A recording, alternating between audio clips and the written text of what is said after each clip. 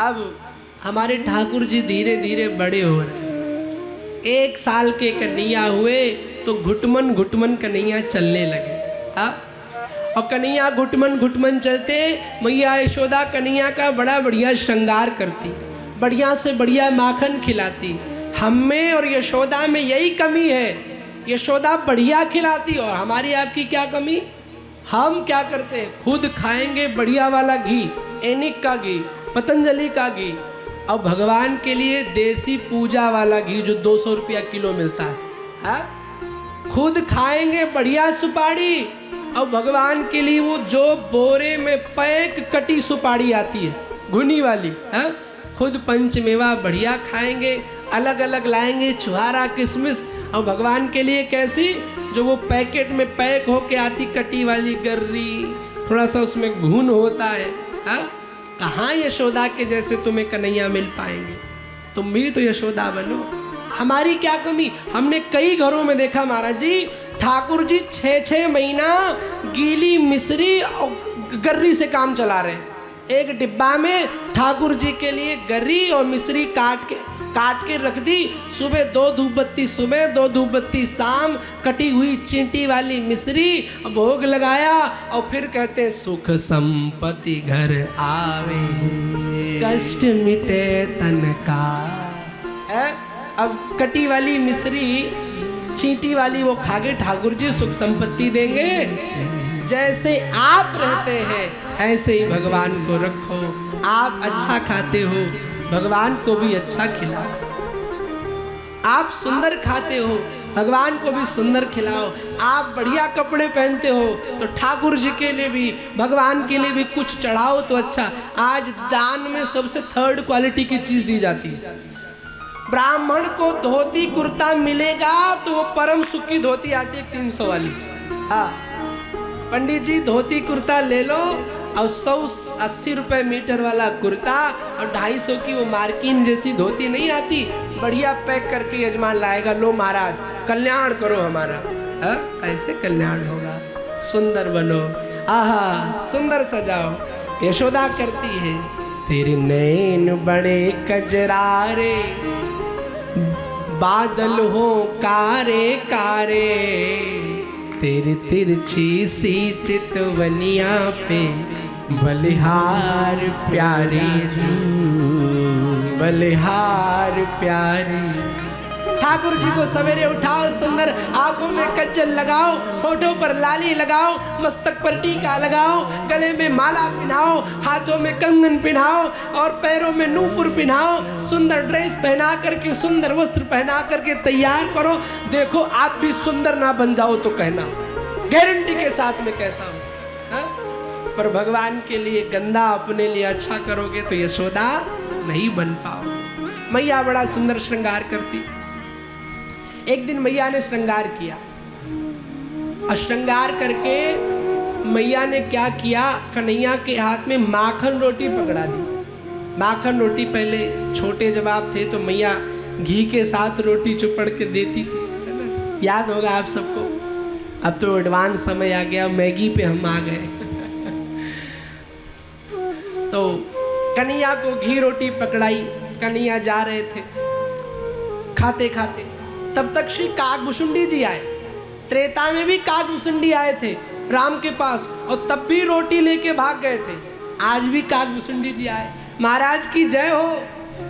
कन्हैया बोले तुम आ गए? बोले हाँ सरकार, आप जब जब आओगे हम आएंगे। और भक्त वही सबसे बड़ा, वो जो हर जगह भगवान को खोज ले। आ गए सरकार।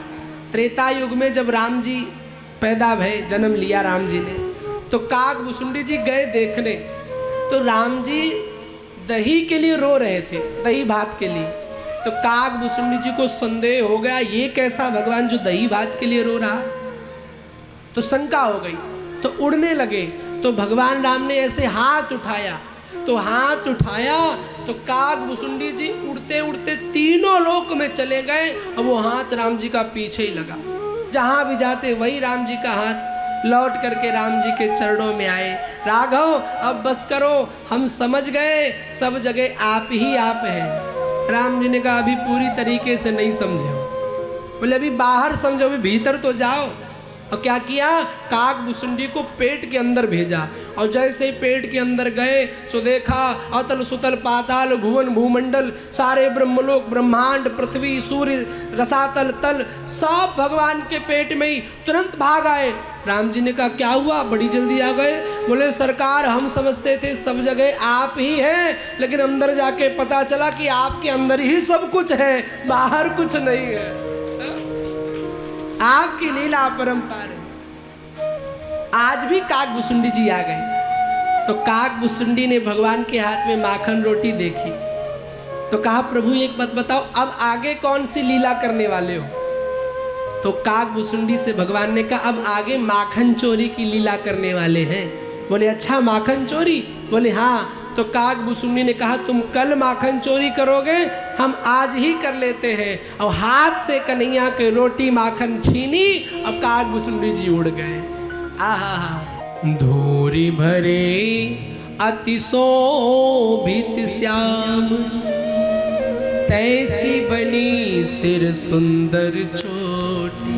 आहा खेलत खात फिरे अंगना पग पैजन बाजत पीरी कछोटी। या छवि को रस खान बिलोकत वारत काम कला निधि कोटि। काग के भाग बड़े सजनी हरि हाथ सुले गयो माखन रोटी। रसखान कहते धन्य है काकभुसुंडी के भाग, धन्य उस कौआ के भाग। आज देखो तो भगवान के हाथ की जूठी रोटी खाने का सौभाग्य मिल रहा है। मुझसे अच्छा तो वो कौआ है जो भगवान का अंग संग पा रहा है। धन्य है वो कागा। मुझसे अच्छी वो यशोदा है जो कन्हैया को डांट लगाती। रोने लगते रसखान, हे ठाकुर जी मानुष हो तो वही रस खान। मानुष बनाना तो मुझे वृंदावन का बनाना। और ठाकुर जी अगर मुझे पत्थर भी बनाना तो वृंदावन का बनाना। पता नहीं कब बिहारी घूमते आए और मुझे यहाँ अपने शीश पर धारण कर। अगर मुझे पशु भी बनाना, जो पशु हो तो बसेरो मेरो, ठाकुर जी तो वृंदावन का बनाना। पता नहीं कब ठाकुर जी पर नंगे पैर आए और गैया चराए हुए लग जाए।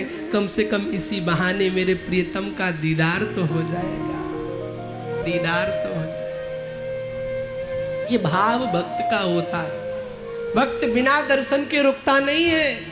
रो न पाया रुआसा चला जाऊंगा, पढ़ के नैनों की भाषा चला जाऊंगा। आज भी दर्श यदि ना हुआ आपका तो मैं पनघट से प्यासा चला जाऊंगा, तो मैं पनघट से प्यासा चला जाऊंगा। रसखान दास जी बड़ा सुंदर वर्णन करते हैं।